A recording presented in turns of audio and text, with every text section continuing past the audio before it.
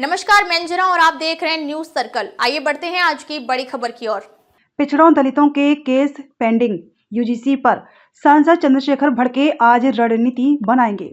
UP की Nagina seat से सांसद और आजाद समाज पार्टी के अध्यक्ष चंद्रशेखर आजाद यूजीसी नियमों को लेकर सुप्रीम कोर्ट के आदेश पर कड़ी प्रतिक्रिया जताई है। चंद्रशेखर ने कहा है कि सुप्रीम कोर्ट में पिछड़ों दलितों के कितने मामले पेंडिंग पड़े हैं।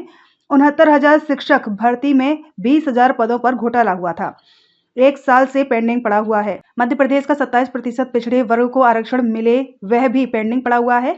लेकिन यहां कल केस दाखिल हुआ और आज सुनवाई हुई और आदेश भी हो गया। चंद्रशेखर ने इसे लेकर आज बैठक भी बुलाई है। कहा है कि हम चुप नहीं बैठेंगे, इसे लेकर आगे के आंदोलन की रणनीति बनाई जाएगी।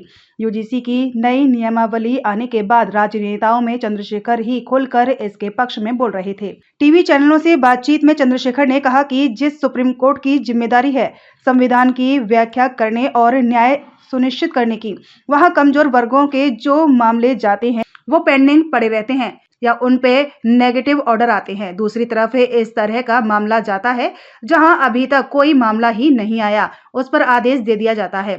जबकि यूजीसी गाइडलाइन के बाद कोई एक मामला किसी के खिलाफ नहीं दर्ज हुआ है। अभी तो एक कमेटी ही नहीं बनी। चंद्रशेखर आजाद ने कहा कि एक अधिवक्ता हूं और माननीय सर्वोच्च न्यायपालिका का सम्मान करता हूं। यह फैसला सरकार के कमजोर पक्ष की वजह से हुआ है। अगर सरकार मजबूती से अपना पक्ष रखती और सरकार के कथनी और करने में फर्क नहीं होता तो फिर वहां स्टे नहीं होता।